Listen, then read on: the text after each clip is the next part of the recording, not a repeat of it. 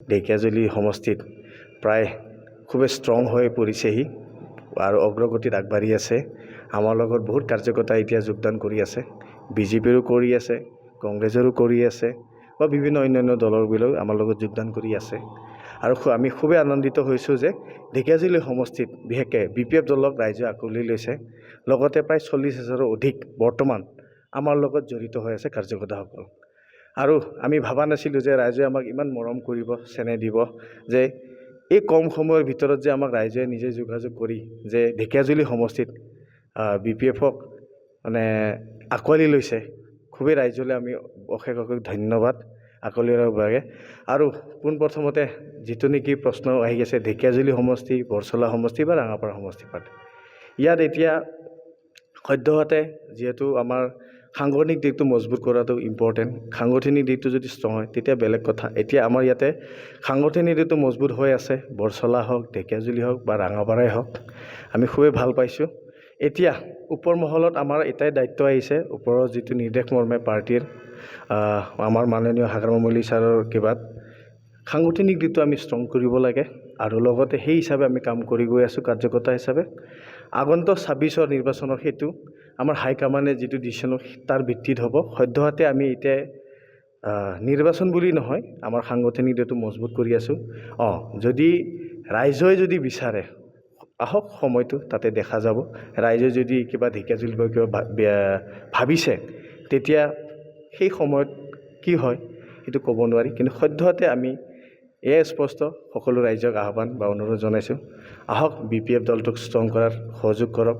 ৰাঙাপাৰা হওক, বৰচলা হওক বা ঢেকিয়াজুলি হওক। শোণিতপুৰ জিলাত 3টাকৈ সমষ্টিত BPF দলে ইতিমধ্যে প্ৰাৰ্থিত্ব তেওঁলোকে ইয়াত প্ৰক্ষেপ কৰিব। সেইটোৱে মানে কি যে সাংগঠনিক দিশটো প্ৰথম ষ্ট্ৰং কৰিবলৈ বা মজবুত কৰিবলৈ দায়িত্ব দিছে। যেতিয়া হাইকমাণ্ডে কিবা নিৰ্দেশ দিব তেতিয়া পৰ্যায়ক্ৰমে আমাৰ সেইটো হ'ব। এতিয়া সদ্যহতে আমাৰ এটাই লক্ষ্য উদ্দেশ্য যাতে আমি আগন্তুক নিৰ্বাচনত আগভাগ ল'ব পাৰোঁ। সেইবাবে আমি এতিয়া সদ্যহতে আমি নিজৰ কমিটিবোৰ বা যিখিনি কৰিবলগীয়া কাম দলৰ সেইবোৰত আমি ধ্যান দি আছোঁ। পৰ্যায়ক্ৰমে যেতিয়া হাইকমাণ্ডে আমাক নিৰ্দেশ দিব তেতিয়া কিবা এটা যদি ৰাইজে বিচাৰে, যদি 26ত খেলা ৰাইজে তেতিয়া নিশ্চয় কিবা এটা ডিচিশ্যন ল'ব বুলি আমি মানে গম পাওঁ। কিন্তু এতিয়ালৈকে বৰ্তমান আমি সাংগঠনিক দিশত লাগি আছোঁ।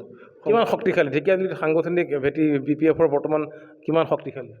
মানে ক'বলৈ গ'লে ভাবাত চাই বেছি ৰাইজে যোগদান কৰিছে, ছাপোৰ্ট কৰিছে। য'ত গৈছোঁ গাঁৱে গাঁৱে ভয়ে আমি গৈছোঁ, যে কৈছে যে ঢেকিয়াজুলি সমষ্টিত আমাক লাগে কিবা এটা যদি অপশ্যন পায়, সেই যদি আমাৰ হাগ্ৰামা মল্লিক ছাৰে যদি খেলাই দিয়ে আৰু ভাল। ৰাইজৰ ফিডবেকটো এইটোৱে যে ঢেকিয়াজুলিত আমাক চেঞ্জ লাগে কৈছে ৰাইজে বিভিন্ন গাঁৱত। কাৰণ কিয় কিছুমান ওলাইছে লোকেল মাছ, চালানী মাছৰ কথাও কিছুমান ৰাইজে কৈছে আমাক যে আমি আৰু নোৱাৰোঁ। মানে সেইবিলাক বহুত কথা আছে, সময় পৰ্যায়ক্ৰমে কম। এতিয়া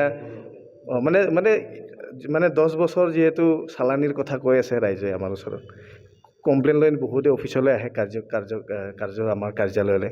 কিন্তু আমি কৈছোঁ আপোনালোকে কি কৰে সময়ত আপোনালোকেহে জানিব। এইটো আমি ৰাইজৰ ওচৰত আছোঁ। যদি ৰাইজে বিচাৰে BPF নিশ্চয় কিবা এটা হ'ব। কিন্তু সদ্যহতে আমি সাংগঠনিক দিশত দায়িত্বত আছোঁ। সাংগঠনিক দিশটো আমি মজবুত কৰিম বুলি ভাবিছোঁ। লগতে ঠিক তেনেকুৱাই গাঁৱে গাঁৱে ভূঞে মানে BPFটো যদি হৈ যায় তেতিয়া আৰু ভাল লাগিব আমাক, যিহেতু ইমান আদৰণি জনাইছে। লগতে 40,000ৰো অধিক কাৰ্যকৰ্তা আমাৰ লগত যোগদান হৈছেহি, কণ্টেক্ট কৰি আছে। অতি সোনকালে আপোনালোকে গম পাব কিমান কাৰ্যকৰ্তা BPF দলৰ লগত আছে। ইউথ প্ৰেছিডেণ্ট মই এইটোৱে কওঁ যে আমাৰ BPF দলটো একদম ষ্ট্ৰং হ'ব লাগে। আৰু যিমান লিডাৰ্ছ আমাৰ ইয়াতে আছে ঘৰে ঘৰে যায় আমাৰ BPF দলটো ষ্ট্ৰং কৰিব। আৰু এইটোৱে ভাবোঁ যে আমাৰ ছাপৰ্ট আছে, একদম গাঁৱে গাঁৱে একদম ছাপৰ্ট আছে। আৰু মানুহবিলাকে কৈ আছে যে এবাৰ চেঞ্জ লাগে, আমাক চালানী মাছটো নালাগে।